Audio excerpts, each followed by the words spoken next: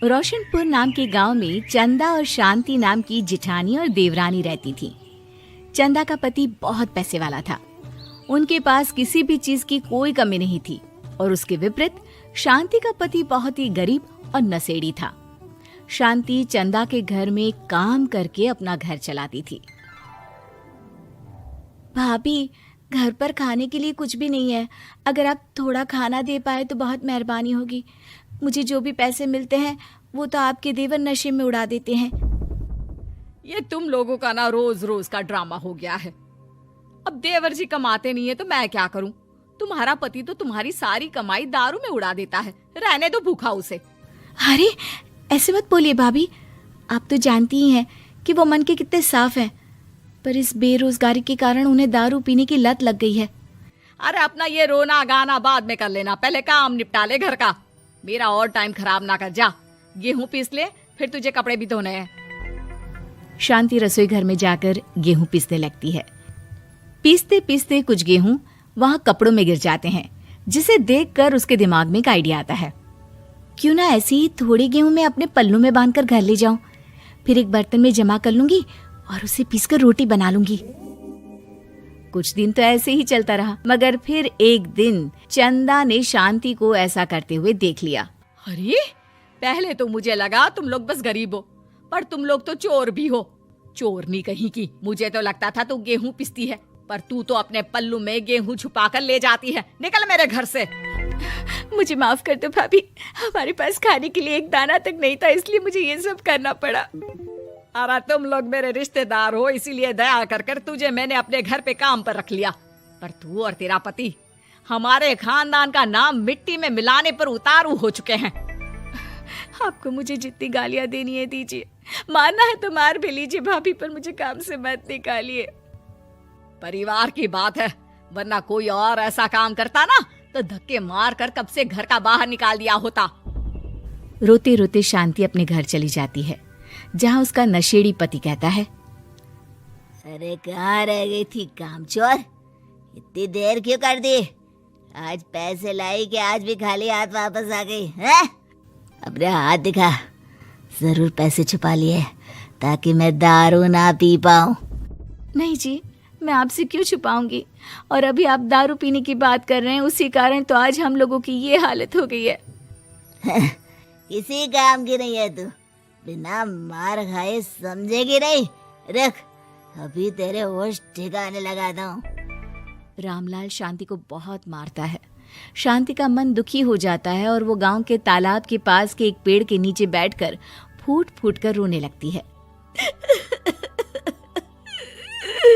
मैंने कभी किसी का बुरा नहीं किया, फिर भी भगवान मेरे साथ ऐसा क्यों कर रहा है?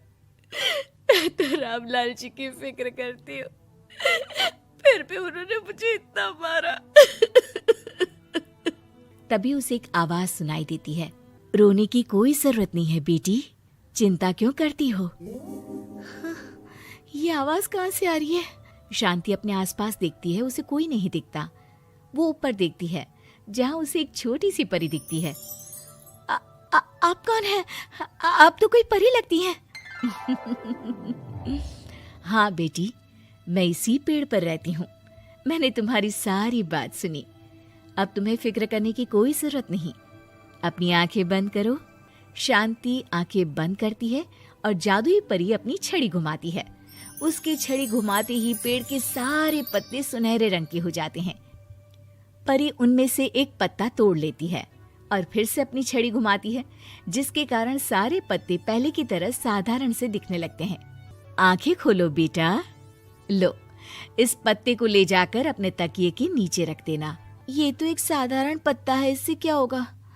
ठीक है, अगर आप कहती हैं तो मैं इसे रख लेती हूँ। शांति उस पत्ते को लेकर अपने घर जाती है और अपने कमरे में तकिए के नीचे रखकर सो जाती है। सपने में उसे वही पेड़ वाली जादुई परी दिखाई देती है। बोलो शांति, क्या चाहिए तुम्हें? मैं चाहती हूँ हम बहुत अमीर हो जाए और मेरे पति नशा करना छोड़ दे, उन्हें कोई काम भी मिल जाए। कल जब तुम सुबह नींद से जागोगी, तुम्हारी इच्छा पूरी हो गई होगी। अगली सुबह शांति नींद से जागती है, अपने आसपास का नजारा देखकर चौंक जाती है। उसके बिस्तर पर चारों तरफ सोने चांदी रखे हुए थे। हे भगवान, कहीं मैं सपना तो नहीं देख रही? इतना सारा सोना, वो भी मुझ गरीब के पास। रामलाल जी को बताती हूँ, वो बहुत खुश होंगे। शांति जैसे ही कमरे के बाहर जाती है, वो देखती है कि रामलाल सूट बूट पहने काम के लिए बाहर जा रहा होता है। मुझे शहर में एक नौकरी मिल गई है शांति, मुझे आने में देर हो जाएगी, घर का ध्यान रखना। और इस तरह शांति बहुत अच्छा जीवन बिताने लगती है। उसके पास अब किसी भी चीज की कमी नहीं रह जाती। रातों रात शांति के पास आए इतने पैसों को देखकर उसकी जिठानी उससे पूछती है, अरे क्यों रे शांति, कहीं बड़ा हाथ मारा है क्या? अचानक तुम लोगों के पास इतना पैसा कैसे आ गया? नहीं नहीं भाभी, ये सब तो जादुई परी के दिए हुए पत्ते का कमाल है। शांति जादुई पत्ते के बारे में सारी बात चंदा को बताती है, जिसे सुनकर चंदा के मन में लालच आ जाता है और वो झूठ मूठ रोते हुए उसी पेड़ के नीचे जाती है जहाँ उसकी रोने की आवाज सुनकर जादुई परी कहती है, क्या हुआ बेटा, क्यों रो रही हो? मैं बहुत गरीब हूँ, मेरे पति मुझे बहुत मारते हैं, अब मैं जीना नहीं चाहती। चिंता मत करो बेटा, अपनी आंखें बंद करो। जादुई परी चंदा को भी उसी पेड़ का एक पत्ता देती है और तकिए के नीचे रखने को कहती है। चंदा उस पत्ते को लाकर अपने तकिए के नीचे रख लेती है और अगली सुबह जब उठती है तो उसके कमरे में चारों तरफ सांप बिच्छू रहते हैं। अरे बचाओ बचाओ, कोई मुझे बचाओ, ये कैसा पत्ता है जिसे लाने के बाद उस गरीब शांति के पास तो इतना सारा सोना आ गया, और मेरे चारों तरफ ये सांप बिच्छू, अरे कोई बचाओ। चंदा अपनी जान बचाती हुई शांति के पास जाती है। चलिए भाभी, मुझे लगता है आपके घर में सांप बिच्छू को बस जादुई परी ही हटा सकती है। दोनों मिलकर जादुई परी के पास जाते हैं। ये सब तुम्हारे बुरे इरादों का नतीजा है चंदा। तुम झूठ मूठ बस पैसे के लालच के कारण यहाँ आकर रो रही थी, इसीलिए तुम्हें जादुई पत्ते ने उसकी सजा दी।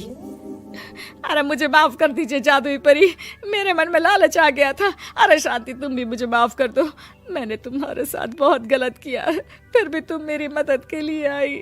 चंदा को अपनी गलती का एहसास हो जाता है, इसलिए जादुई परी उसके घर से सारे सांप बिच्छू को गायब कर देती है। चंदा और शांति आपस में मिलजुल कर रहने लगती हैं।